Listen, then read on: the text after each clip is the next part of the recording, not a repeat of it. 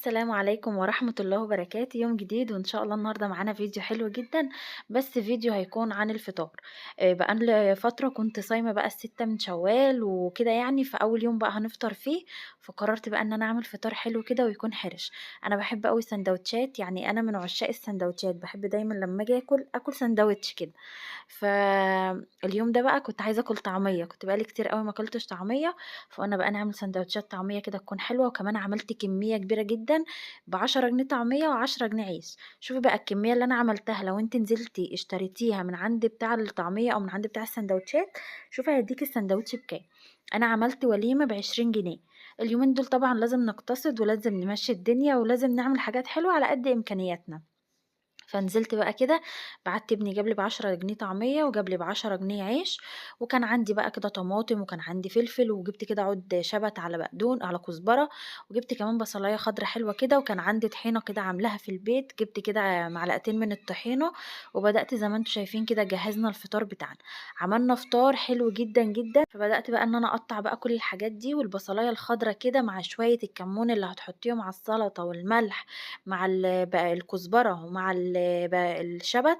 كانت ريحتها حلوة جدًا. أنا باحب أوي ريحة الكمون مع البصل الأخضر ومع الشبت ومع الكزبرة، بتبقى ريحتها حلوة جدًا. هنبدأ بقى إن إحنا نعمل الساندوتشات بتاعنا. بدأت كده بقى إن أنا أملّح السلطة بتاعتي، يعني حاجة حلوة كده بقى، وساندوتشات حلوة معمولة في البيت. وزي ما أنا قُلت لكم عملت كمية ساندوتشات من 20 جنيه، والباقي بالحاجات كلها كانت متوفرة عندي، ما كلفتنيش حاجات كتير. بدأت كده بقى يا بنات إن أنا أقلّب السلطة، ويالّا بقى بينا نشوف هنعمل بقية الساندوتشات بتاعتنا إزاي.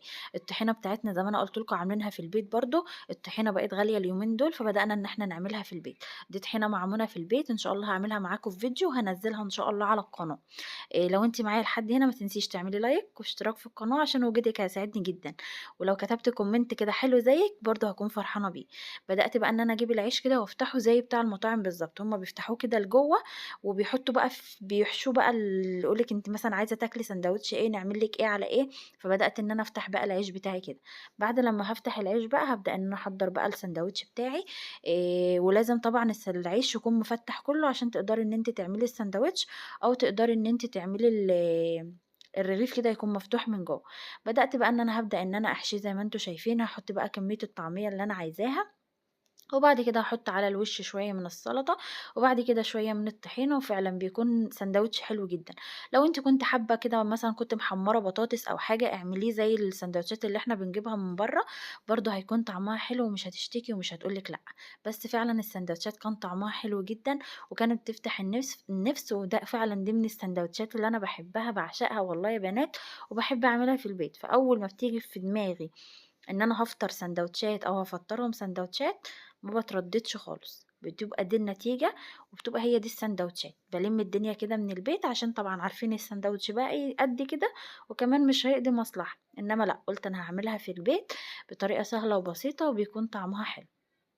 بدأنا كده إن إحنا خلّصنا، وأهم حاجة بقى اللي هي كوباية الشاي، يعني جنب الساندوتش ده ما ينفعش يعدّي كده من غير كوباية شاي.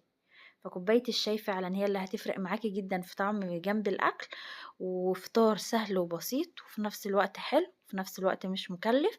لمّينا الدنيا كده بالفطار، شايفين كمية الساندوتشات؟ شوفي بقى لو أنتِ اشتريتِ كمية الساندوتشات دي كلّها من برّه كده، هتشتريها بكام؟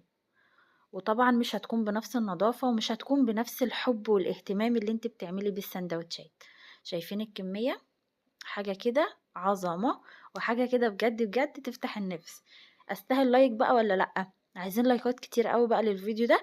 هو مدته مش كبيرة، بس أنا وعدتكم إن الفترة دي إن شاء الله هاكون معاكم كل يوم الساعة 10 هانزّل فيديو. ادعوا لي إن شاء الله إن أنا أكمّل وأواصل بإذن الله إن أنا أكون معاكم كل يوم. وأهم حاجة بقى كوباية الشاي. أتمنى الفيديو يعجبِك. لو أنتِ معايا لحد هنا ما تنسيش تعملي لايك، لايك، لايك، أهم حاجة اللايك للفيديو عشان اللايك هو اللي بيعلّي الفيديو. وأنا نفسي أنزّل فيديو كده ألاقيه طرقع كده وجاب لي مشاهدات كتير.